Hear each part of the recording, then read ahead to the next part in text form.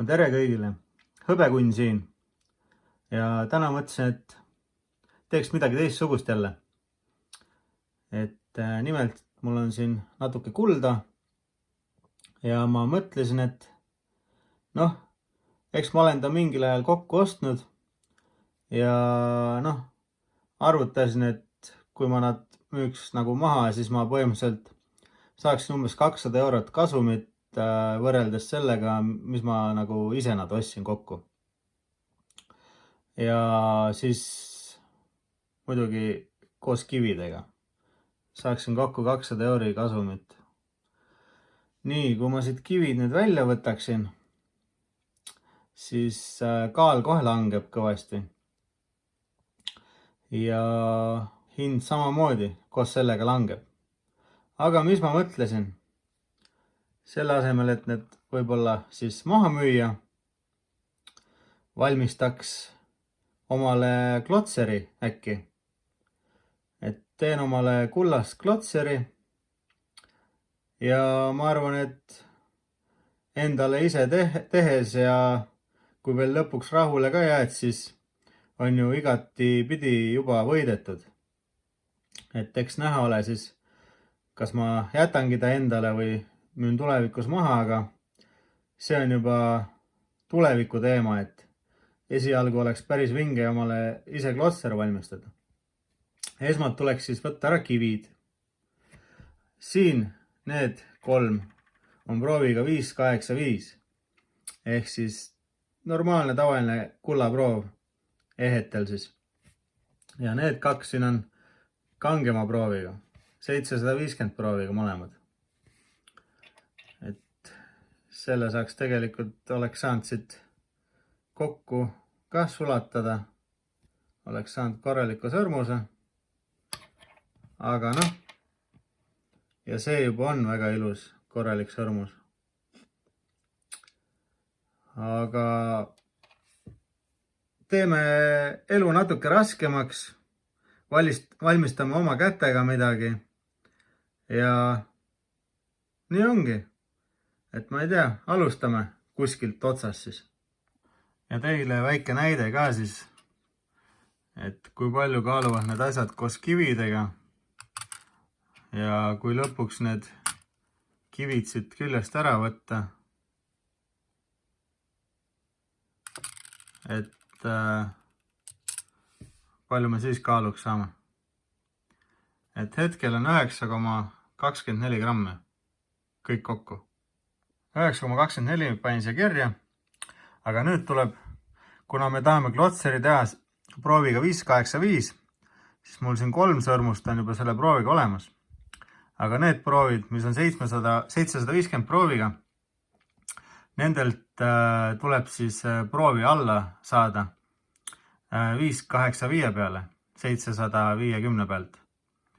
Et seda teha, siis tuleb lisada nendele 2 sõrmusele siis juurde hõbedat või vaske. Et see kõik oleneb sellest siis, mis värvi kulda sa tahad. Kas punakamat või kollakamat või et niimoodi. Ja kui me lisame neid metalle juurde kullale, siis meie kulla kogus, 585 prooviga kogus tegelikult ka tõuseb. Aga kõigepealt kivid ära võttes, siis jällegi langeb. Et aga vaatame edasi, mis me teeme siin.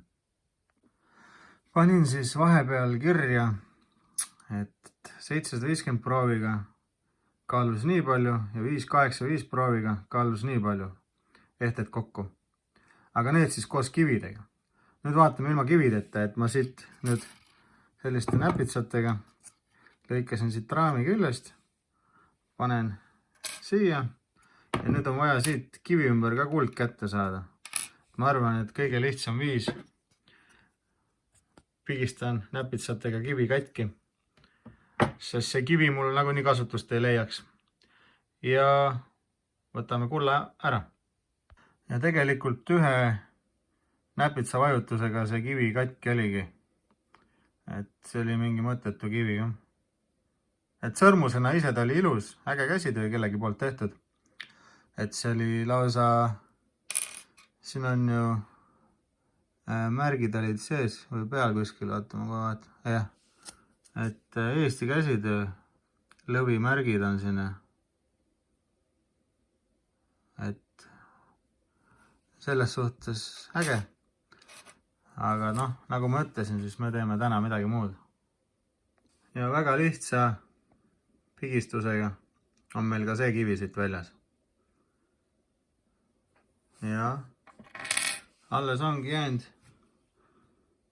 üks ilus pärliga sõrmus. Selle ma üritan siit ilusti lahti teha ja pärli jätan alles. Kes teab, võib-olla on kunagi vaja mõne ilusa pärliga sõrmus ise valmis teha. Vot nii. Tegelikult see pärl, noh, ma ei tea, pigem viskame minema.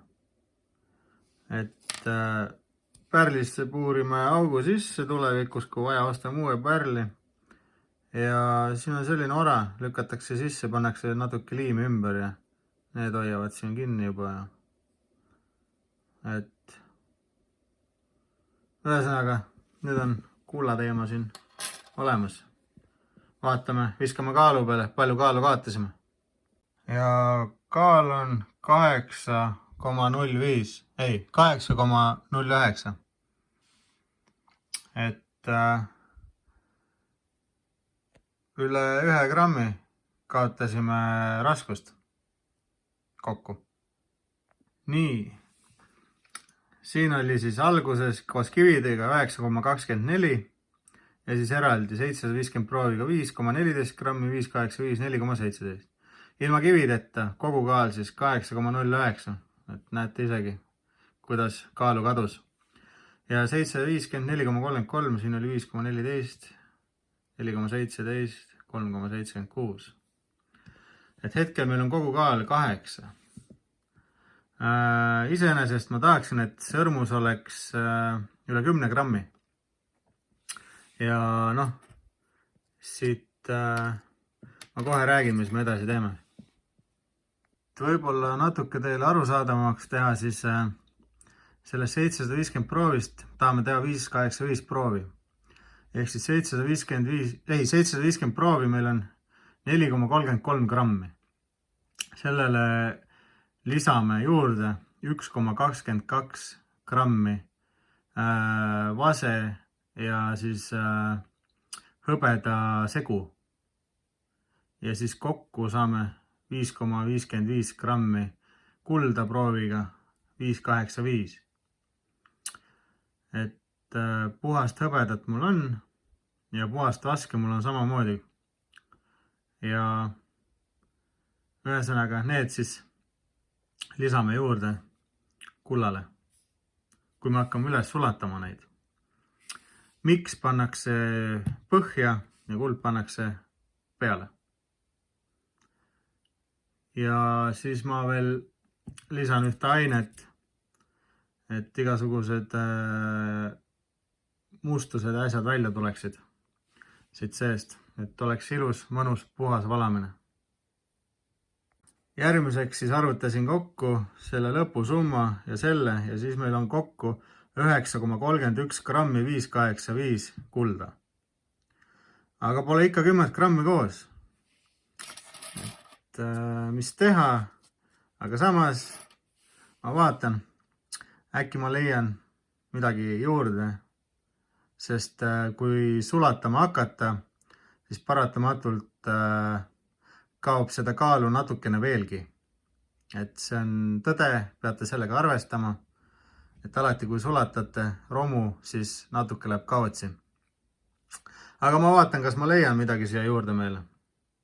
Noh, ma ei tea, ma arvan, et me peame siis 1 grammise kuldplaadi ära sulatama. Et sellele lisame juurde jälle järjekordselt hõbedat ja vaske ning saame siis 5,85 prooviga kulda lõppude lõpuks.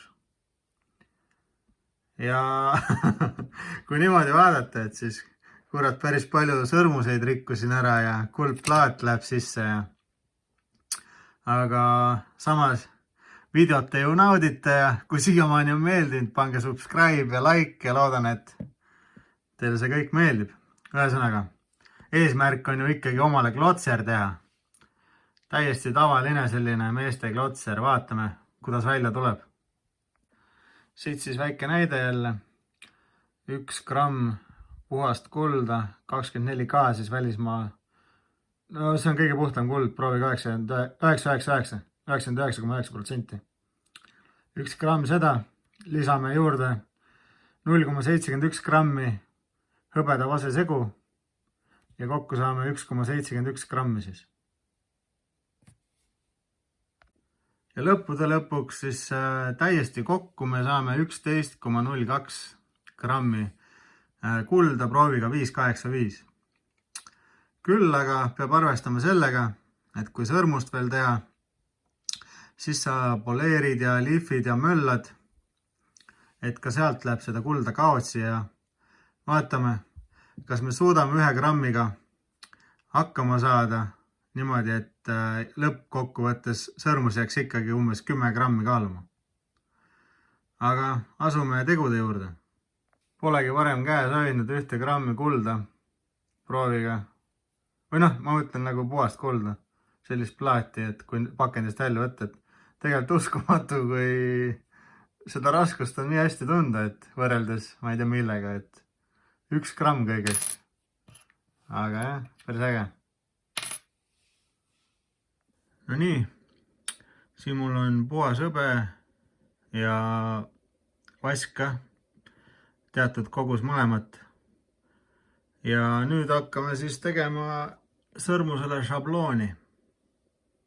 See siin siis on juveliirivaha ja sellest ma siis teen sõrmuse šablooni. Teile käib see sekund, mulle võtab see päris kaua aega, aga vaatame, kui valmis on. No nii, mingi šabloon mul on siin valmis tehtud. Pole just kõige parem, aga sellest siis valame sõrmuse. Vaatame, kuda välja tuleb. No nii, panin ahju sisse. 19 kraadi on praegu ja 1150 kraadi on vaja kuumutada. See on maksimum kuumus siis sellel ahjul.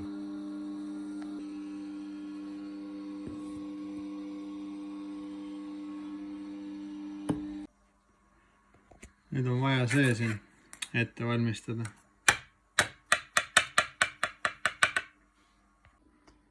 Mida peenem, seda parem.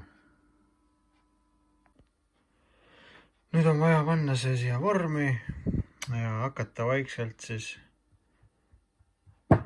kokku pressima.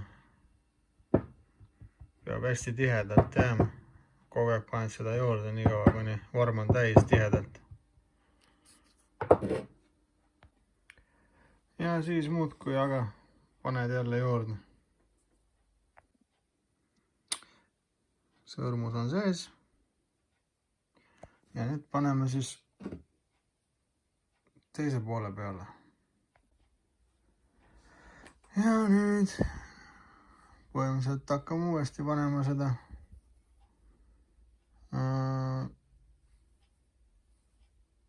hakkame täitma anumat.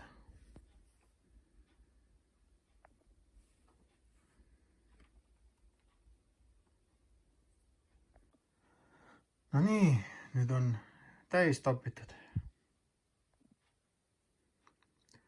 Peame raamid kokku panema. Nüüd tuleb oodata, kuni sulama hakkab metall ja sisse kallata. Ja siis eks näha ole, kuidas välja tuleb. 925 kraadi 1150. No nii.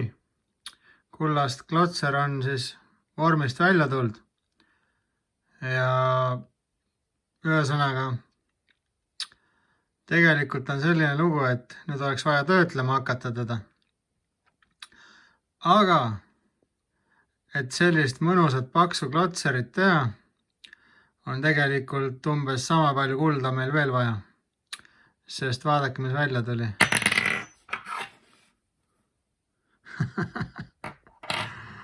Et 11 grammi eest saime täpselt nii palju. Iseenesest oleks väga mõnus, aga kõvasti jääb puudu. Siit veel jäi selline tükk alles. Aga huvi pärast võime vaadata, palju see kaalub. Ja kui kullaproovi võtta, vaatame, kas saame 5,85 kätte. Nii, kokku oli meil siis 11,02 grammi enne ahju panekut.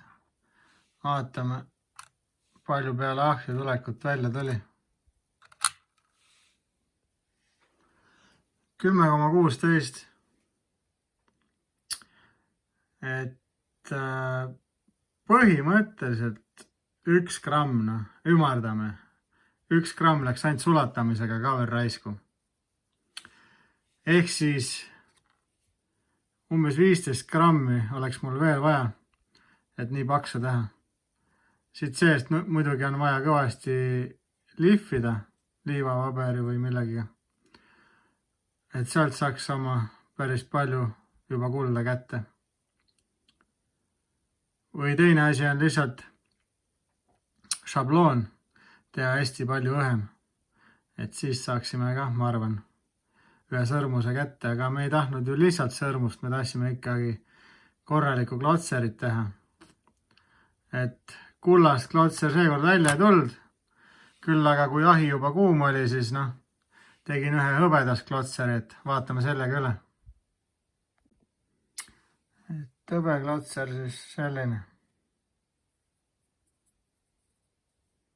Väga mõnusalt istub kätte. Ja vot, väga mõnus. Poleerisin ta ära ja muidugi seda saaks veel läikima rohkem lüüa ja värkega. Proov on ka sees 9,25 ilusti. Vot selline. Plaan oli siis selline kullast teha, aga nägite ise, mis välja tuli. Poole ainult tuli välja. Aga nüüd vaatame siis, mis proovi siit kätte saame. Proovi kätte saada, siis põhimõtteliselt ma pean hakkama hõõruma vastu seda kivi tugevalt. Niimoodi, et kuld jääks siia.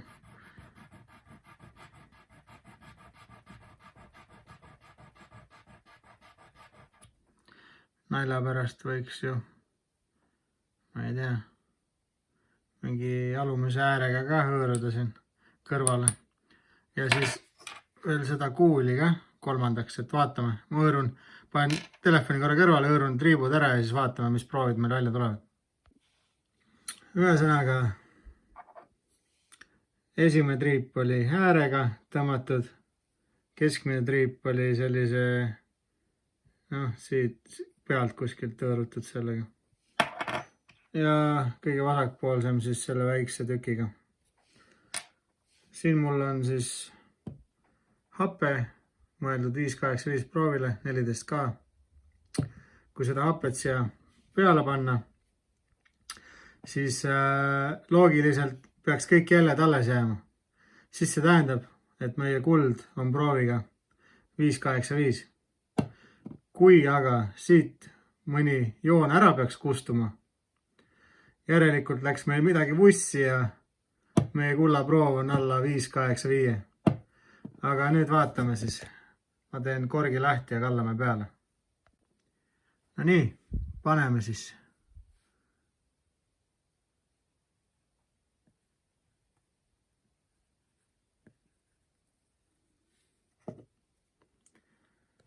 Et hape on peale pandud. Ja tundub, et hape kuld ära ei söö. Järelikult meie plaan läks õieti. Kullaproov on siiamaani tervel nendes tükkides 58,5 ehk siis 5,85 kullaproov. Aga vaatame, äkki läbi mingi ime saime natuke kangema kullaproovi, kuigi ma ei usu, ma tegin kõik õieti.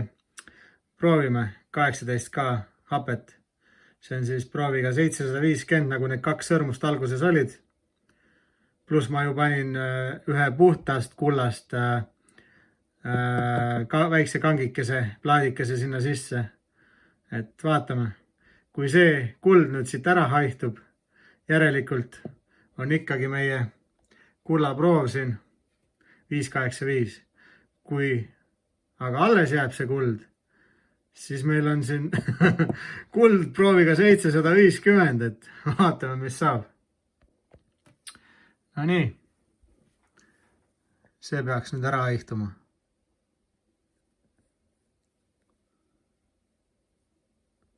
Ja niimoodi tegelikult ongi, näete.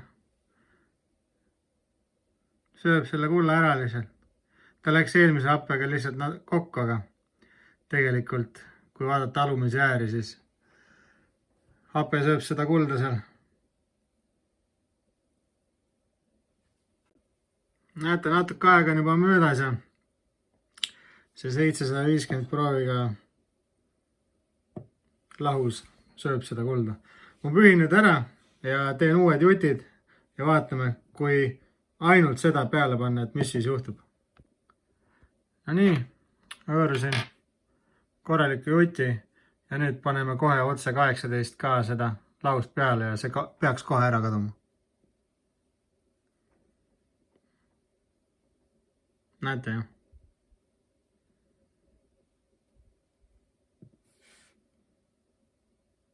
Ehk siis meie kuld kõik õnnestus prooviga 585 ja nüüd tuleb lihtsalt kõvasti juurde koguda, et saaks ühe korraliku klotseri omale teha. Tänud vaatamast, siin oli Hõbekunn, kui teile midagi sellist meeldis, siis ikka kanalile like, tellige kanal, rääkige kommentaarides kaasa ja näeme juba järgmises videos. Tšau!